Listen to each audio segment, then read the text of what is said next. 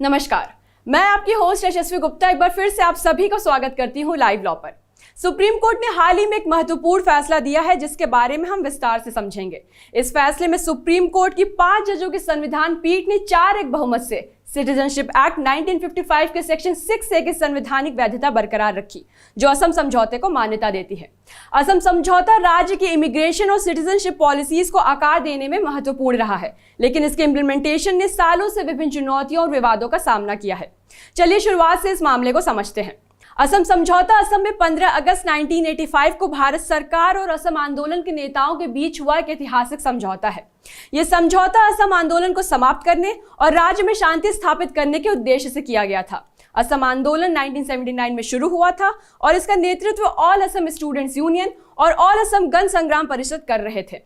आंदोलन का मुख्य उद्देश्य अवैध बांग्लादेशी माइग्रेंट्स को असम से बाहर निकालना था।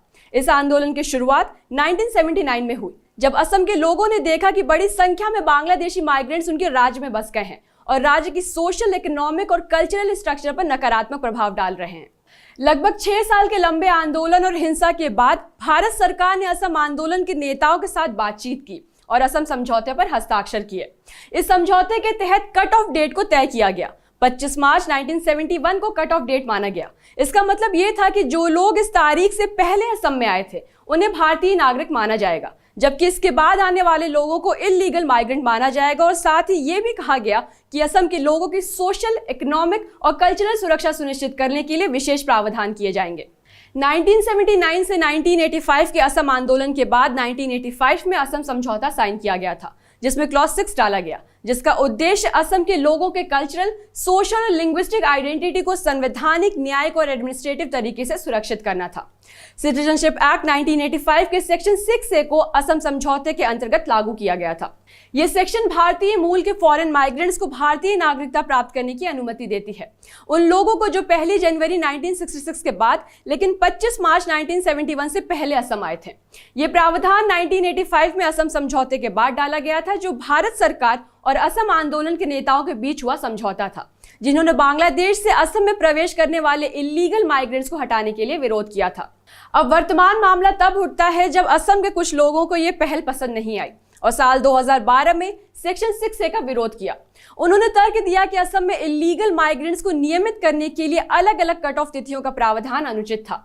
हालांकि ये मुद्दा बेहद जरूरी और गंभीर होने की वजह से साल 2014 में सुप्रीम कोर्ट में मामला पहुंचा। इस मामले की सुनवाई हुई तो जस्टिस रोहिंटन नरिमन की अध्यक्षता वाली 2 जजों की खंडपीठ ने मामले को संविधान पीठ को भेज दिया, क्योंकि बेंच ने बोला कि इसमें कई जरूरी और बड़े संवैधानिक सवाल खड़े होते हैं। उस संवैधानिक पीठ में justice Madan B Lokur, justice RK Agrawal, justice Prafulla Chandra Pant, justice DY Chandrachud और जस्टिस अशोक भूषण शामिल थे। चूंकि जस्टिस चंद्रचूड़ को छोड़कर सभी जज रिटायर हो चुके हैं, इसलिए chief justice DY Chandrachud, justice MR Shah, justice Krishna Murari, justice Hima Kohli और जस्टिस PS नरसिम्हा की नई पीठ ने सेक्शन 6A की संवैधानिक वैधता को चुनौती देने वाली याचिकाओं पर सुनवाई की। मामले में आगे जस्टिस MR शाह और जस्टिस कृष्ण मुरारी के रिटायर होने के बाद बेंच का तीसरी बार पुनर्गठन किया गया, जिसमें अंतिम रचना में CJI DY चंद्रचूड़ के साथ justice AS Bopanna, justice MM Sundaresh, justice JB Pardiwala और जस्टिस मनोज मिश्रा शामिल थे।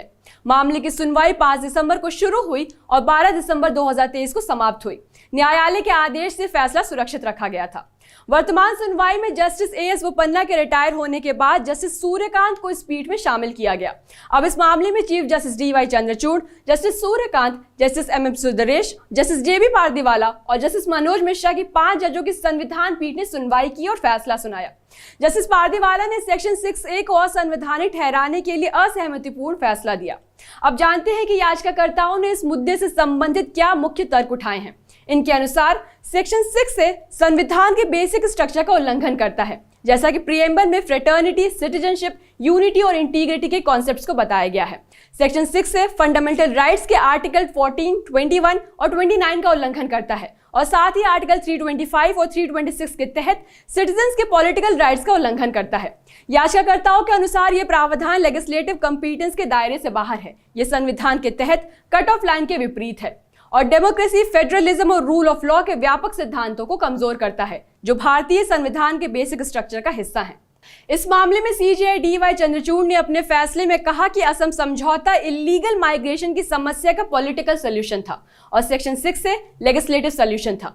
बहुमत ने माना कि संसद के पास प्रावधान को लागू करने की लीगल क्षमता थी और यह भी माना कि सेक्शन 6 को लीगल पॉपुलेशन की सुरक्षा की आवश्यकता के साथ मानवीय चिंताओं को संतुलित करने के लिए भी लागू किया गया था।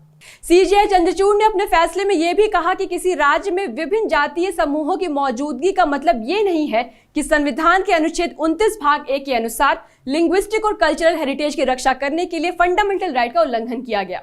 और साथ ही यह भी कहा कि याचिकाकर्ताओं को यह साबित करना होगा कि एक एथनिक ग्रुप दूसरे एथनिक ग्रुप की मौजूदगी के कारण अपनी लैंग्वेज और कल्चर की रक्षा करने में सक्षम नहीं है। वहीं जस्टिस पारदीवाला ने फैसले से असहमति जताते हुए तर्क दिया कि कानून का एक हिस्सा लागू करते समय वैध हो सकता है, लेकिन समय बीतने के साथ ये अस्थायी रूप से दोषपूर्ण यानी फॉल्टी हो जाता है। जस्टिस पारदीवाला ने कहा कि 1 जनवरी 1966 और 25 मार्च 1971 के बीच माइग्रेटेड लोगों को सिटीजनशिप प्रदान करने की एक प्रॉपर मैकेनिज्म नहीं है। उनके अनुसार ये प्रोसीजर किसी को भी सिटीजनशिप एक्ट के सेक्शन 6 के तहत वॉलंटरीली प्रस्तुत होने की अनुमति नहीं देती है। उन्हें सरकार द्वारा उन्हें इमिग्रेंट के रूप में पहचाने जाने तक प्रतीक्षा करनी होगी। जस्टिस पारदीवाला ने कहा कि भले ही सेक्शन 6 से इनैक्टमेंट के समय संवैधानिक थी, लेकिन समय बीतने के साथ ये इनइफेक्टिव साबित हुई है। प्रॉपर टाइमलाइन के बिना सेक्शन 6 से अपने इनैक्टमेंट के मूल उद्देश्य को पूरा नहीं कर पाई है, जो साल 1966 से 71 के विदेशियों की स्पीडी और इफेक्टिव आइडेंटिफिकेशन से संबंधित है। इसके साथ ही उन्होंने आगे कहा कि सेक्शन 6A में आर्बिट्रेरीनेस है, क्योंकि इसके तहत प्रक्रिया समान रूप से स्थित व्यक्तियों पर अलग अलग तरीके से लागू हो सकती है। उन्होंने यह भी बताया कि जब एक इमिग्रेंट को विदेशी के रूप में पहचान लिया जाता है तो उसे निश्चित समय के भीतर रजिस्टर करना आवश्यक है, वरना उसे डिपोर्ट किया जा सकता है।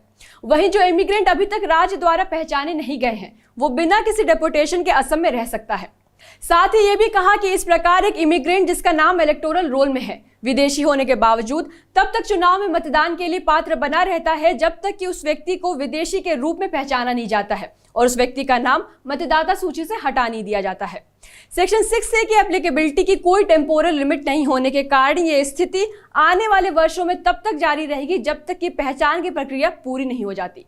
उनके अनुसार सेक्शन 6A क्लॉज 3 का उद्देश्य 1966 से 71 के इमिग्रेंट्स को 10 साल की अवधि के लिए मतदाता सूची से हटाए बिना अनिश्चित काल के लिए मतदान करने की अनुमति देना कभी नहीं था। जस्टिस पारदीवाला ने कहा कि 1966 से पहले इमिग्रेंट्स और 1966 से 71 के इमिग्रेंट्स के बीच के क्लासिफिकेशन को हर समय उचित नहीं माना जा सकता। वहीं जस्टिस सूर्यकांत ने अपने फैसले में याचिकाकर्ताओं का तर्क खारिज किया कि सेक्शन 6 प्रिएम्बल में निहित भाईचारे के सिद्धांत का उल्लंघन करती है। जस्टिस कांत ने कहा, 1 जनवरी 1966 की तारीख से पहले असम में प्रवेश करने वाले इमिग्रेंट्स भारतीय नागरिक माने जाते हैं। 1 जनवरी 1966 और 25 मार्च 1971 की तारीखों के बीच असम में प्रवेश करने वाले इमिग्रेंट्स भारतीय नागरिकता प्राप्त करने के हकदार हैं, बशर्ते वे एलिजिबिलिटी क्राइटेरिया को पूरा करते हो। 25 मार्च 1971 को या उसके बाद असम में प्रवेश करने वाले इमिग्रेंट्स इलीगल इमिग्रेंट्स घोषित किए जाते हैं और उनका पता लगाया जा सकता है, उन्हें हिरासत में लिया जा सकता है और डिपोर्ट किया जा सकता है। तो ये थी एक ब्रीफ अपडेट सुप्रीम कोर्ट का असम समझौते के इंपॉर्टेंट मुद्दे पर। इसी के साथ इस वीडियो को अब समाप्त करते हैं। अगर आपको ये कंटेंट अच्छा लगा हो तो इसे लाइक, शेयर और सब्सक्राइब करना ना भूलें। मिलती हूँ आपसे अगले लीगल अपडेट के साथ, तब तक के लिए टेक केयर, थैंक यू।